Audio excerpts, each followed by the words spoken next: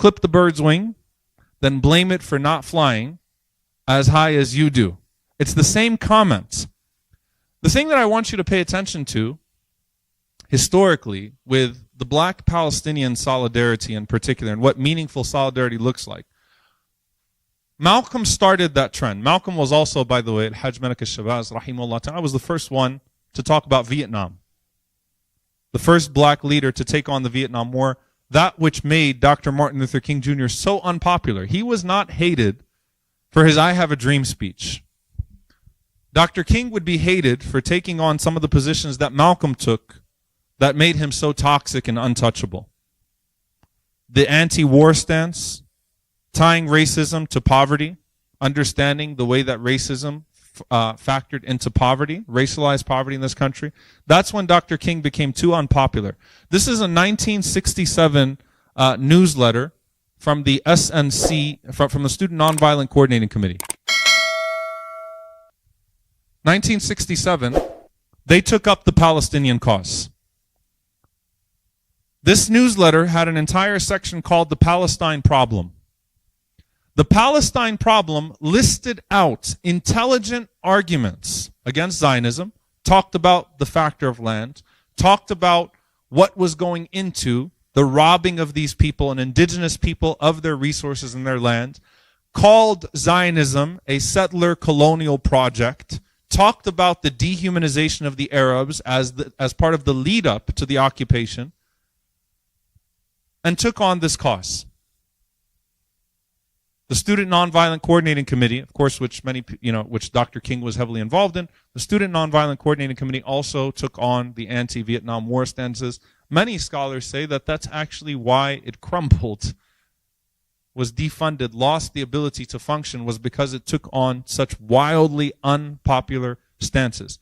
Black leaders in the past took on the Palestinian cause to their detriment. There was nothing to gain for black leaders in America to embrace the Palestinian cause. They had no benefit whatsoever to doing that.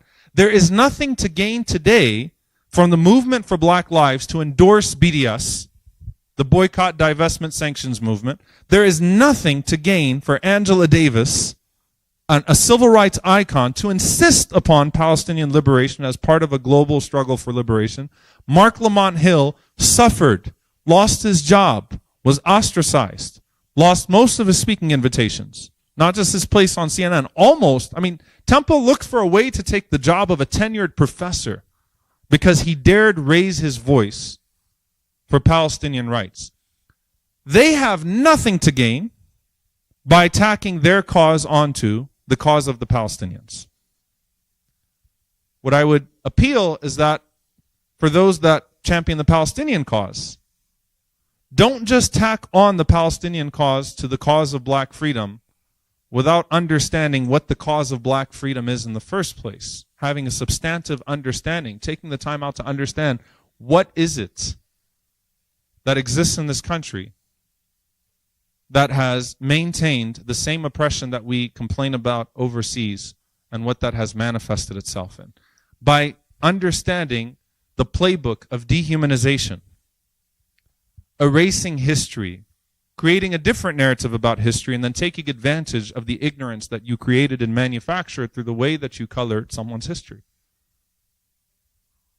When a people are brought to that level, that this is the only way they can be dealt with, then you have the struggles that we have around the world. SubhanAllah, I read off, you look at, I had a friend of mine, some of you might have seen, we released at Yaqeen, the Jesus Collection.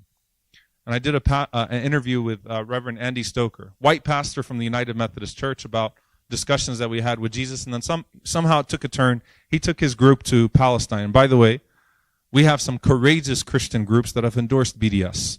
The Presbyterian Church, the United Methodist Church to an extent, the Episcopalians. I'm waiting for all Muslim organizations to also officially endorse BDS, but I'm still waiting. But just think about this. This is a white United Methodist pastor